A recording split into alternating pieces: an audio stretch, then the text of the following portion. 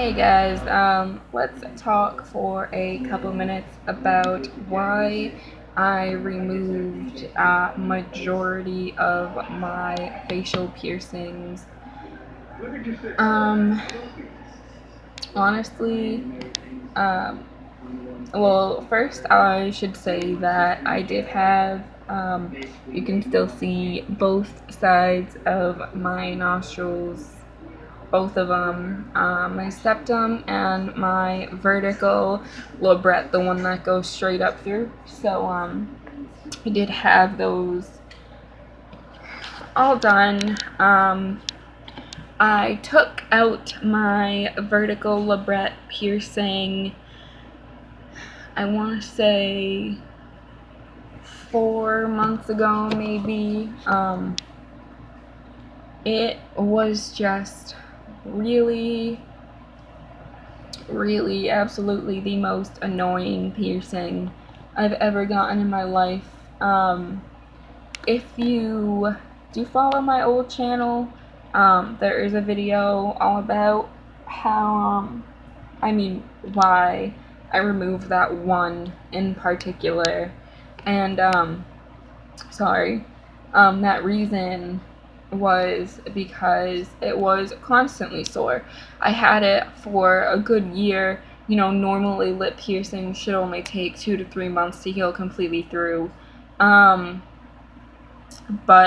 it was just, it's like such a thin area to get pierced. It's like if you hit it one time, it's sore for a week and a half, and that's the most annoying part of it. And the second most annoying part is you can't wear lipstick, and granted, as you can obviously tell, I have no makeup on my face right now. I look a mess, but I'm not going anywhere today, so didn't really feel the need to get all done up.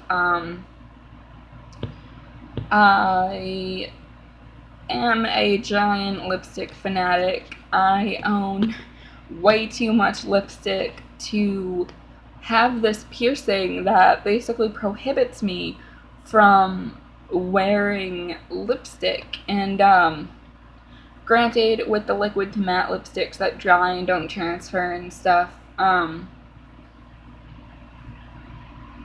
they're easier, but it also gets under it and like stains, and it's really hard to explain if you've never experienced it. But you know, not every lipstick you're gonna own is gonna be non-transferable, considering like 80% of lipsticks, you know, if you kiss someone or drink something or eat something, a little bit's gonna wipe off every time. And with the vertical lobret piercing, hopefully you know what that is while I'm talking about it, and if you don't, pause and go Google it. How it goes straight up through, there's a ball right here, and right on the top, it's literally straight up through your lip. It's not straight through like regular ones. And you know, when you're talking and stuff, and even when you just have your mouth plain closed, you close it and the lipstick will get on the top ball, so it'll look like there's just a ball here and this weird little fucked up area on the top of your lip, and it's just horrible. Other than the soreness and the lipstick, my main issue with it was that it is constantly chapped around the top ball. It doesn't matter what kind of medicine, like chapstick, whatever you decide. Sorry, my eyebrows look fucked up. It does not matter what kind of medicine you try to put on it. It is constantly chapped around the ball. Doesn't matter, your top lip and all out here on your bottom lip could be the smoothest lips on the planet, and around that ball is constantly dry, dead skin. Doesn't matter what you do. It was horrible and it was ugly, and let me tell you, it was one of my favorite piercings. I loved it. I wanted it for like 5 years before I went and got it. And I was so upset in taking it out, but I had to, just because it was so frustrating and annoying. Moving on to my nose. These two are not closed at this point. But then again, I can also leave those out forever, and a nostril piercing really won't close, because I did have them for like, I want to say a good 5 years, and when you have a piercing for that long, it's very rare that it will close completely. The thing is, sorry guys, ignore the glare, but I have to put these on because I'm getting a headache from not having my glasses on. My septum piercing, however, is closed at this point, and I do have another video on here called Septum Piercing 101, and that explains my experience in getting it pierced. But I will tell you why I took it out, because it does not say it in that video, because in that video it was only a couple months after I had gotten it done. Just as I was saying about the vertical labret piercing, my septum was also one of those always kind of sore type deals, even though it should take just the normal amount of time to heal, no extra, no less. It was always sore, and it got 10 times more sore whenever I flipped it up and left it flipped up for an extended amount of time. It just got really sore, you know, you like hit it. It's a pain in the ass blowing your nose, but that's also for, you know, regular nostril piercings and stuff. Obviously, I didn't really want to remove so many of my piercings, because that is, you know, I consider them all like part of me. I thought I was gonna have them forever, but you know, just like you go into tattoo parlors and stuff, and you see the piercers and they only have like one piercing on their face or something, and you know, I think I don't want to say it's just an age thing, because obviously you see older people like 30, 40, 50, and they have like 7 piercings in their face still. But I feel like with age, or in my case anyways, and in the cases of a lot of people that I know,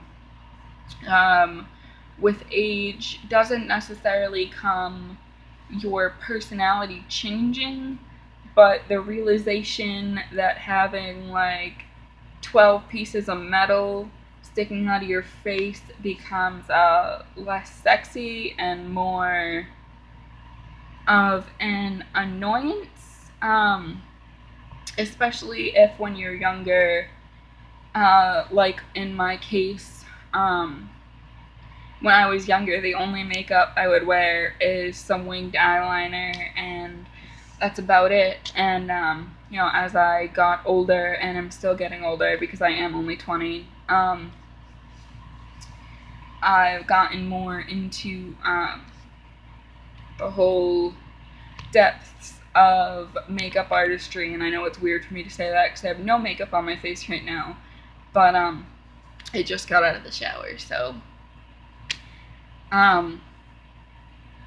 it is very, very hard to put a full face of, you know, whatever, or do anything with anything when you have to like work around all these little balls in your face and stuff, you know, when your face is so sore all the time from like thin piercings and very, very sensitive areas. And I think that's also the problem with the septum, is that it is such a thin, sensitive part of the skin that even though it didn't hurt while getting pierced, it, you know, still gets sore very, very easily, because it is such a thin, sensitive, easily, you know, like hurtable, mendable, like owie type area, if that makes sense to you guys. That those are the only piercings I have ever taken out, aside from the bottom of my belly button. If you watched the video I uploaded a couple weeks ago with the 27 piercings, pain levels, and stuff, it does say that I had the top and bottom of my belly button pierced, which I did, but in my first pregnancy, I did have to remove the bottom. Not the top, just the bottom, because if you have the bottom of your belly button pierced, it is thinner, and mine just, for some reason, the bottom, like, completely stretched. Like, if I didn't take it out, it was gonna rip my skin. And it is still open. It's just a very, very small, thin area of skin. It does not look right with jewelry in it, so at this point, I just kind of consider it a scar. But the top is still fine, and, you know, pregnancy didn't really phase that one. Hopefully this pregnancy doesn't phase it either. That's it. Those are the only piercings I have ever removed. I just wanted to share that with you guys in case any of you watching this were thinking about getting any of the piercings I told you about. I'm not knocking the nostril piercings. The only reason that I did take these two out were because for a very long time I only had this side pierced, but I went and got this one the same day I got my septum pierced, actually, and it didn't look right. It looked like a square on my face, and I just didn't like how it was like 1, 2, 3, 4, and I don't know, it just didn't look right to me. So that's the only reason I took those out. But yeah, that's it for this video. I've been blabbing to you for like 12 minutes already. So that's it for now, and I will talk to you guys next time. Bye.